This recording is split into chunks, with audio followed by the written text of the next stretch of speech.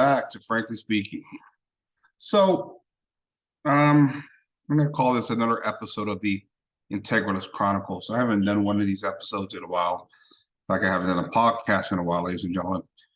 Just, you know, I've been doing this for a long time, this public commentary on politics, culture, faith, everything.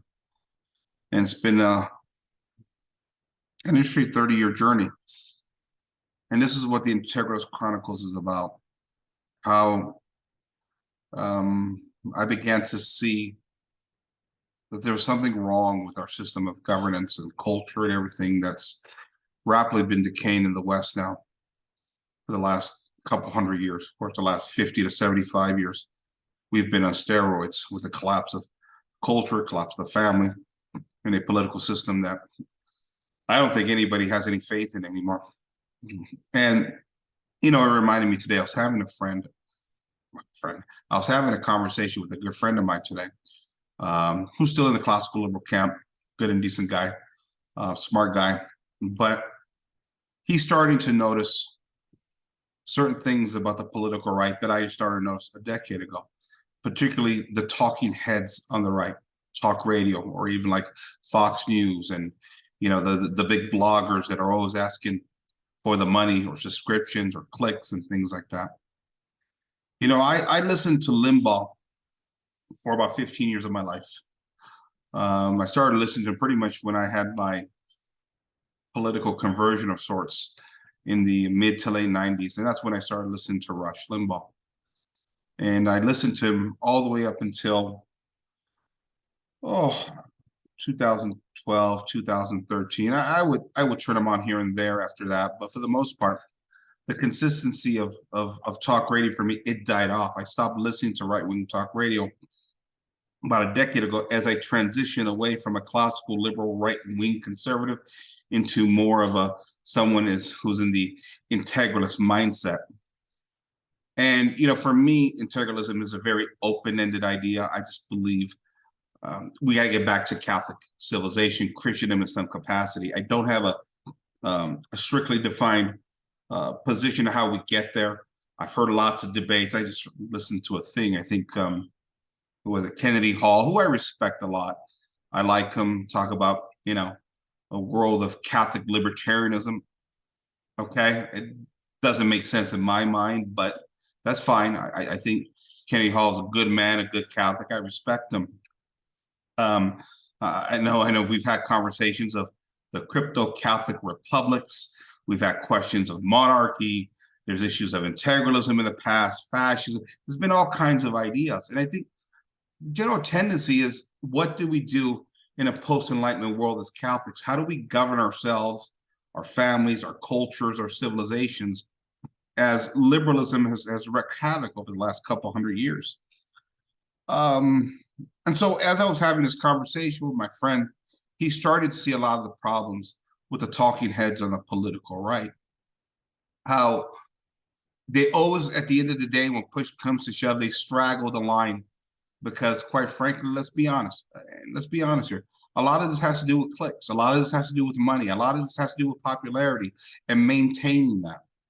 And I have no resolutions for our current crisis, our current problems in our society today. I don't pretend to have a definitive answer, because the things are so complex. But what I can tell you is what hasn't worked, and that is post-Enlightenment society has collapsed.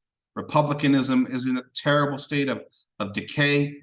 It's led to the decimation of culture and family, as I so often talk about on this cast. And my transformation, as I said before, started right after really the re-election of Barack Obama. What was that, 2012, 2013? I began to see something was wrong with democracy in general. And sort of, I went back into my faith. I had a reversion back into my faith and things like that. And I started going deeper into studying history, and I began to see some of the flaws of history in regards to, again, republicanism, liberalism, and everything that we're kind of going through now. But friend of mine says, listen, the talking heads have been wrong for a long time. And these are guys we turned to when we were on the right for a long time. They were our cheerleaders in many ways. They were the guys that pepped us up.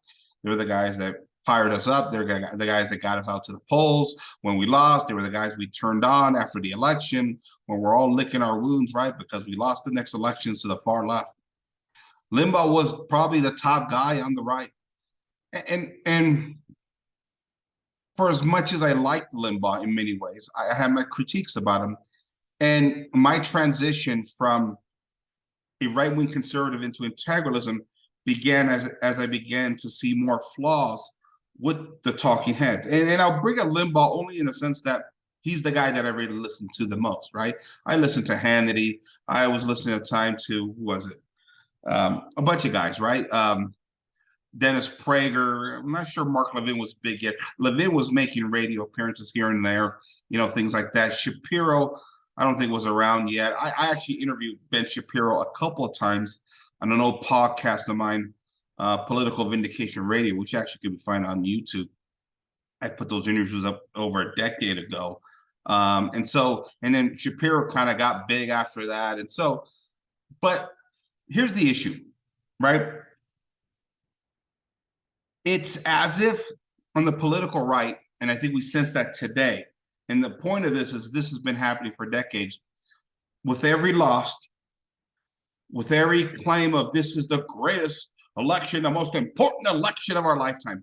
Guys, I've been in politics for 30 years. The most important election of our lifetimes has been here for as long as I've been around. I guarantee you it goes even before I started following politics and even before I was born. But when push came to shove, and the perpetual tilt to the far left of America, the talking heads would never reach a point to declare a clarion call, we're in trouble here, right? And this is what I pointed out, right? As right now, Sean Hannity's having his issues right now, and a few other talkers on the right. I can't say why on this platform because there's restrictions here, as my primary platform is YouTube, but many talkers on the right are having certain legal issues right now. And what I've always said is when push comes to shove with these talkers on the right, they will protect their bread and butter. And principles to them are only as good as the bread and butter they provide. I always said that. If you guys were listening to Rush Limbaugh between, 2005 and let's call it 2012, like I was. And we came off a disastrous George W. Bush presidency that really betrayed the right. Obama got into power, and certain political manifestations started to increase in America, right? Certain distrust, certain social and cultural disorders really started to take off in America. And the American people started to feel this problem. And one of the excuses by the talkers on the right was always, especially Limbaugh, was, listen, folks, I am Mr. Realville. I'm going to tell you how it is. Now's not the time to panic. I will tell you, El Rushbo will tell you when it's time to panic. Well, with all due respect to Rush, I think he was a good and decent man. I have no animosity toward Rush. But this is one of the things that I noticed. Rush came, went, he's in the grave now, and Limbaugh never called the clarion charge, the battle cry, whatever it is that we needed. And America has been going perpetually to the left since that time. If you follow the careers of the talking heads of the right, many of them which I named earlier, this is pretty much their history. At the end of the day, they have a gig. They do. And that's what they have to protect. And that's what they will protect at the end of the day. And in some ways, I understand it. It's their livelihood, right? What they want to protect. But in many ways, if you come off from a standpoint of an ideological premise where you're here to save America from the dastardly left-wingers, at some point, you got to draw the magical line. You got to draw that line in the sand. And at some point, you have to declare, okay, now's the time we do something about something, right? Now, what that something is, In the liberal republic, we can debate, right? Personally, me, I don't see any resolutions to any of these problems, to be honest with you, because there's a faulty premise that the political right begins from. And I think that false premise is the rejection of Christendom and Holy Mother Church, right? Which is a complex argument, which is very difficult to make now in a post-Christian apostatized Western society now, right? I get that too. But again, that apostasy comes at the hands and at the influence and at the dominance of liberalism over the past 150 to 200 years. And that's what we can't forget. And this is where the right one acknowledges, right? And I get it. We're in 2023, right? As I've been told by many my friends on the right, Frank, we're not living in a Catholic society anymore. We have to work with the election process, that what we have. This is what we have, the election. We have to work with it. Okay, fine. And I'm okay with working with the election process. But when do we turn this ship around from a right-wing perspective? See, this is the thing. I may critique the right hard, right, on this show. But I still consider my friends on the right, the people on the right, my friends. And I agree with you guys about 80% of the time. But that 20%, which is the machinations of governments, is where I would disagree. And it's there that the right always loses at the end of the day. We've been being told we got to go vote. We got to go vote harder. We got to vote. We got to vote. We got to vote. And that's all we've ever done. I was a guy working on the George W. Bush campaign, unofficial capacity, right? I go down to the local Riverside office in California. When I was living in California, pick up signs. I'd be at 1, 2, 3 in the morning. I was a young Republican, excited, man. We're going to put the Democrats in their place, right?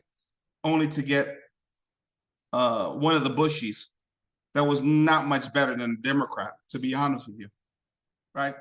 One of those disappointing things. And it also goes to show you how the party itself, there's a perception there where you got the talking heads that give you the philosophical principles of the right, right? But at the governmental level, there's a different practice at play, right? There's different things going on, like with this thing right now, the big fight over the Speaker of the House and Mike McCarthy, and why they're not, it's not a slam dunk. And there's all kinds of pressure going on right now in the House of Representatives to get this cleared up because it's embarrassing to the Republican Party right now. Let me tell you something. The Republican Party has been an embarrassment for as long as I've been alive. Don't start with this embarrassment stuff. And I respect conservatives in this sense. If they're willing to fight for what they believe, I'm good with that. But more often than not, the Republican Party betrays us. And the Republican Party winds up supporting the liberal establishment. That's the issue that I have. And in many ways, it is the system of governance, it is the philosophical principles of classical liberalism and the Enlightenment that force us into that position. I mean, don't get me wrong, the fact that we don't acknowledge true faith and true religion and indifferentism is a problem as well, too. And I believe that's ultimately the problem here, right? Right? Let's remember, the greatness of the West rose when Christendom was at its height, right? At its most dominant sort of level, right? Because there was this symbiotic relationship between governance and the church. And in many ways, governments were Catholic. And we've seen great civilizations arise out of that.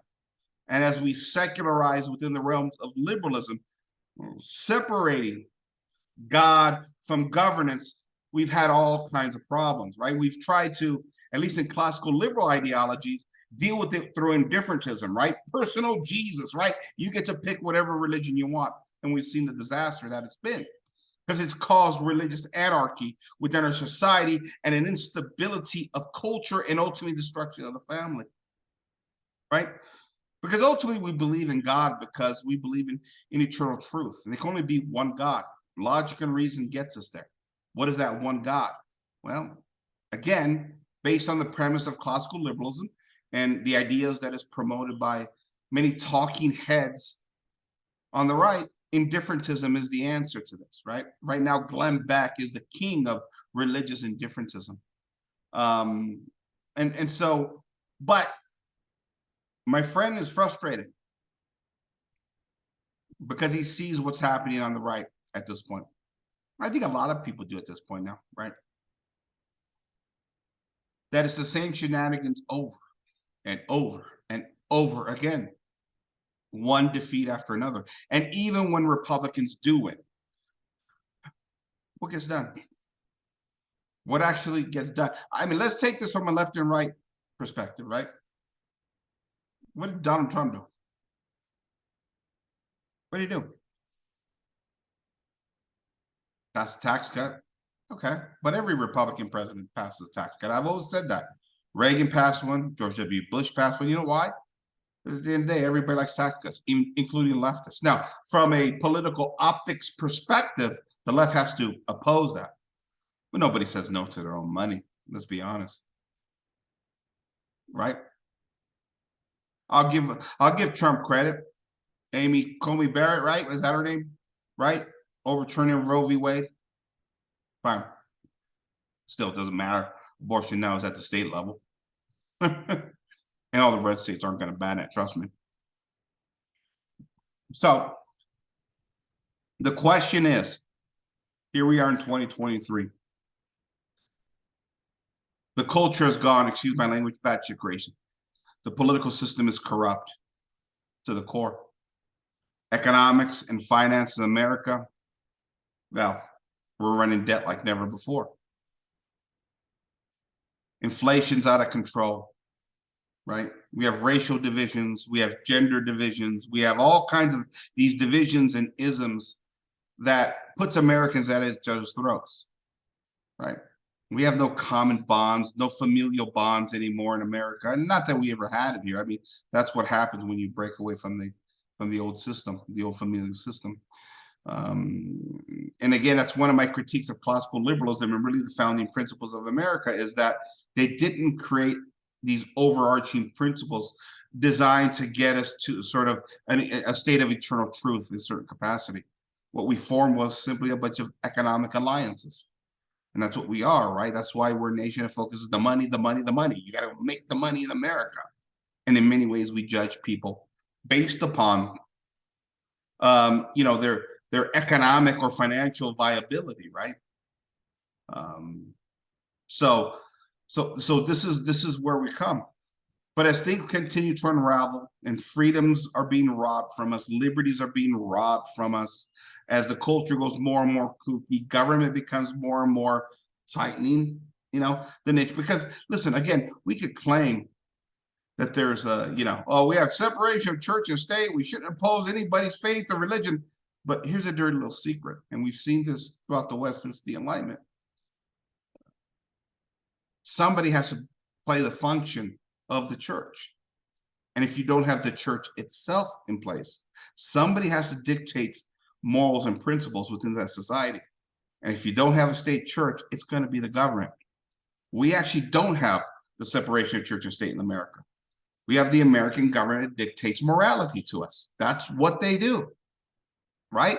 So when they begin to tighten, with a bunch of restrictions, whether it's speech or whether it's finances and taxes, whatever you may be, and you guys in the political right are getting all upset and angry, well, the American government in America really is Holy Mother Church.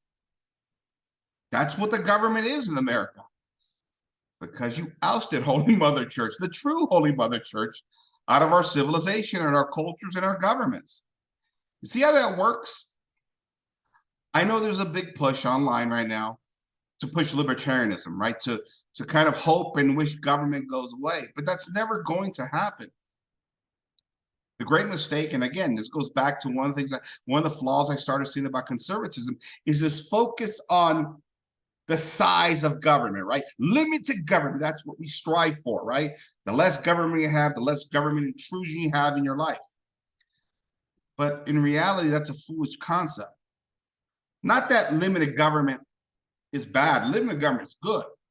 Limited government is best. And it worked in the old world very well, right? It worked in the Catholic world. We call that subsidiarity, right? But there was a few conditions in the old world that really mattered. First of all, we didn't have these big nation states. It was broken down to more of these smaller feudal states. So there was a natural, I guess, lessening effect of government in those people's lives during that period in history. I said it before. I think the moment Jefferson makes the Louisiana Purchase in America, the concept of living government is over in America. It's over. And that's how we've seen government grow and grow and grow and grow in America pretty much since the founding for the most part, right? But the real problem is not the size of government. I think governments can vary in size. The question is, what are the standards by which your government stands by? What does it believe?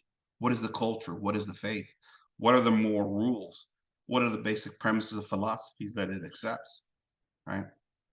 The old world worked because there was a symbiotic relationship between the church and the state. And in many ways, the state was Catholic. Unfortunately, you can't opt out of the question of religion, because if religion isn't there to guide us, something else has to be. It's like I keep saying, when lives are broken because we live in a fallen world, tragedies happen, right? This whole idea, you gotta pull yourself up by your bootstrap. Fine, that's a fine ideal. Don't get me wrong. People should work hard. People should strive for the best. People should strive for success. But it can't be just material success. It has to be material success, and it has to be spiritual success. We've divided that in America, right?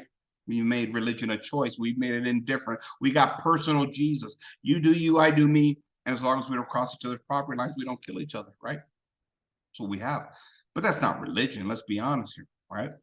Not when we get to pick and choose our own standards, when we get to pick and choose our own moral codes.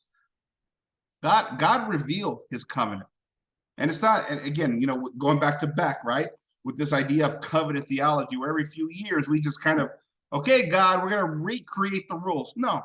It's one covenant. Happened 2,000 years ago, built on Peter the Rock. We know that.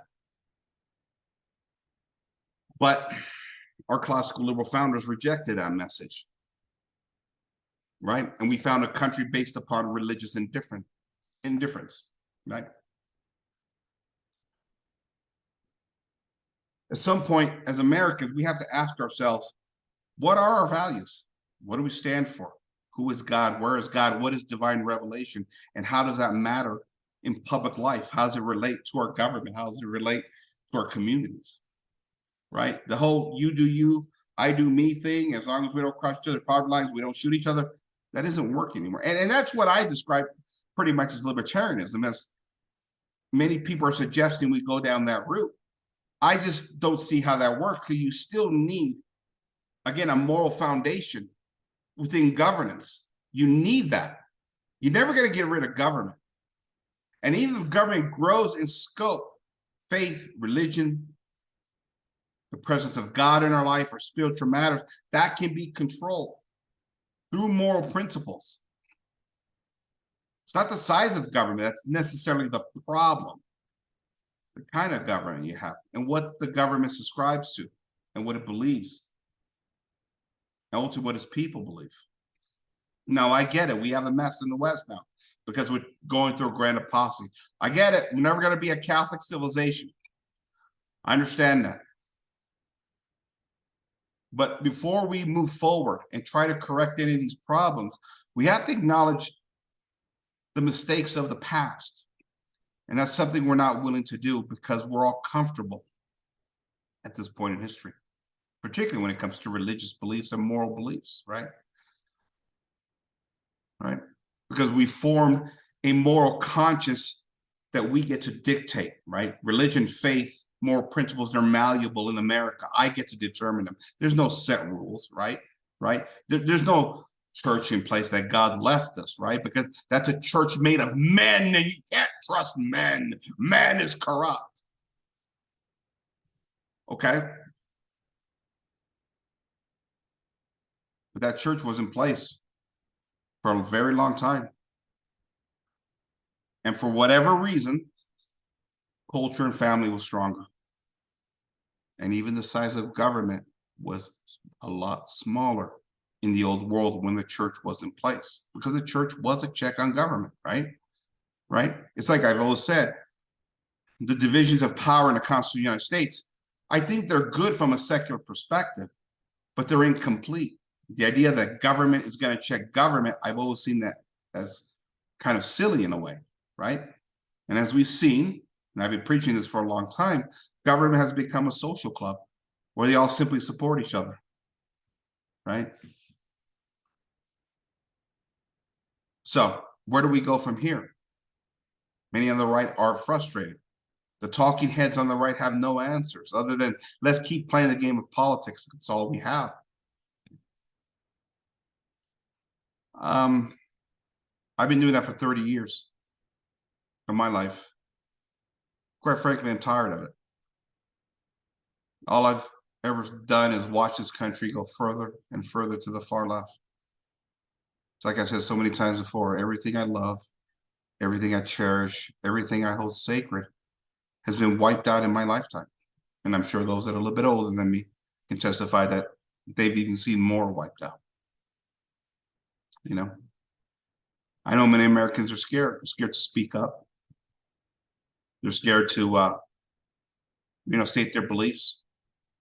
We have lots of social disorders being rammed down everybody's throats, and okay, and nothing we can say about it. We just have to live with it and accept it while it consumes the culture, and eventually it consumes all of us and our children and everybody that we love and we're trying to protect. You know, I've seen it run rampant. At some point, people just want to live their lives. You know, most of us are not built for this political action and political active. Let's go out there. Most of us are just trying to raise our families. We got mortgages to pay. We got bills to pay. You know, we have lives.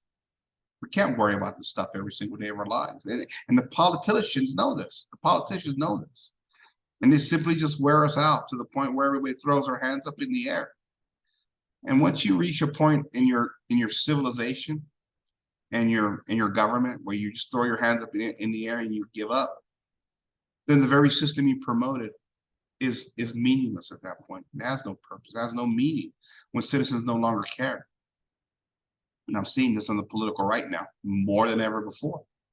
People are angry. People are frustrated. People are hurt. They're overtaxed. They're overregulated. They're having all these social disorders rammed down their throats. And the moment you speak up, somebody comes after you in some capacity, trying to destroy you, punish you, right? That's what it is. That's America. That's the America we know now. And I don't think it's a situation where we just gone, excuse my language again, batshit crazy all at one time. I think this has been building for centuries because there's some fallacies with the fundamental principles of the country, and not just America. I keep saying it's the West, right? It's liberal republicanism, right? I know in America we like to think that we got it just right. If everybody else, like in Europe, would have done it like we did, the world would be a better place. And that's what the right was telling me 20 years ago, right? Right? France has its problems because they didn't do democracy right. They didn't put the right structures and the right, bylaws and constitutional principles, and Italy got it wrong for the same reason. And no way, but our founding fathers, they were geniuses. They did it perfect in America, right? I'm starting to sense from a lot of conservatives, they don't see it that way anymore. And the structures and the apparatus of government are broken at this point. I love America. It's my country. This is where I am, man. Born here, raised here, got to raise a family here. I'm going to die here. I'm going to be buried here. I don't know what to think anymore, man. It's a beautiful country. And in many ways, she's been a blessing in my life. But, there's pros and cons to everything. And in America right now, there's lots of cons. The political system is problematic. We know that. The culture is rotten to the core and the family's been broken. And as a result, we're going to see our culture and our society unravel fast. And I think we're seeing that, and that's the desperation from the political right. And they're starting to notice that these talkers on the political right, they've been on the airwaves now for 30 plus years preaching their garbage. They've had no answers. It's been a good moneymaker for them, right? But they've never had any answers. And they'll be back on the airwaves tomorrow, preaching the same garbage, same political arguments, and there's really no resolutions to where the country is going. That's it, ladies and gentlemen. Pray for this country. We got a lot of problems, without a doubt. Pray for America. This is Frank signing off. Once again, Integralist Chronicles, another episode. I'll talk to you later, ladies and gentlemen. Good night, everybody.